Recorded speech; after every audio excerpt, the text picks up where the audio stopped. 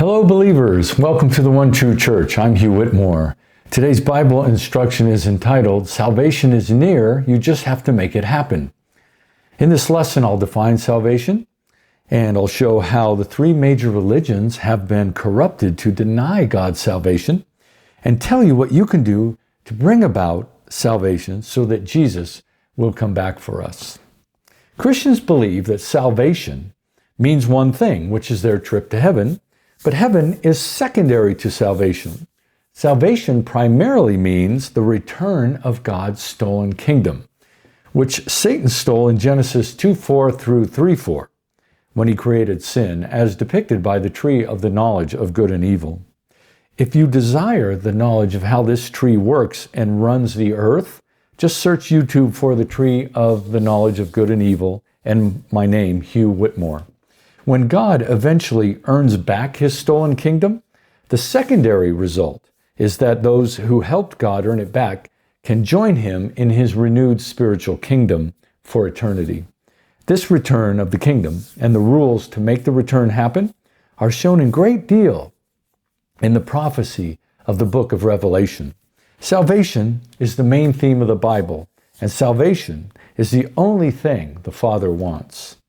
Salvation dwells only with the God of the Bible and is obtainable only by the rules he sent with Jesus. No other religion can provide salvation. Only the God of the Bible, our loving Father, can provide salvation because he is the creator of all things, and only he has had his earthly kingdom stolen. So you've chosen the right religion. The salvation God offers is not given, it's earned. God has given us a job to do. Eternal salvation can only be fulfilled by the obedient, righteous works of God's elect, by works that glorify the Father and empower him to overcome sin and Satan. As indicated in Psalm 29:1, give unto the Lord, O ye mighty, give unto the Lord glory and strength. And Revelation 4:11, you are worthy, O Lord, to receive glory and honor and power, for you created all things, and by your will they exist and were created. Also, you can see my video, The Most Important Instruction in the Bible to understand the process of glorifying God to produce salvation. Salvation and the return of God's kingdom will only come when enough believers follow the rules that God has provided. The Bible is both a spiritual book and a numerical book. Some specific number of obedient believers will be needed to fully glorify God to allow him to overcome the devil. Maybe that believer will be you. In the Old Testament, God offered the fulfillment of salvation exclusively to Israel as a group by the law given through Moses. However, Israel rejected God's rules, and God warned Israel many times that salvation would be taken from them. However, God continued to love Israel, so he sent Jesus to give Israel one last chance to fulfill salvation. The Father sent a new set of laws with Jesus to replace the old law given through Moses, but the same method to fulfill salvation was in effect, which was for us to do obedient, righteous works to glorify God. This method works within the rules and physics of God's creation, in which God has something physical, that's works, create something spiritual, which is called glory in the Bible, to empower him to overcome Satan. Thus, God's offer of salvation is the only method possible on earth. By rejecting Jesus, Israel once again rejected God's offer. So Jesus then opened up salvation fully to the Gentiles, although individual Jews, of course, can still enter salvation if they choose. You, as one of God's elect and righteous, hold the power to fulfill God's salvation. First, you must turn away from the false apostle and false prophet, Paul, because he was an evil man sent by evil people to deny God's plan of eternal salvation and steal your eternity. You must then dedicate your life to living and preaching the kingdom teachings God sent with Jesus. Then salvation will be earned. God will destroy all evil on the earth and we will then all live in eternity with the Father and the Son in the renewed spiritual kingdom. This is up to you. You have the power.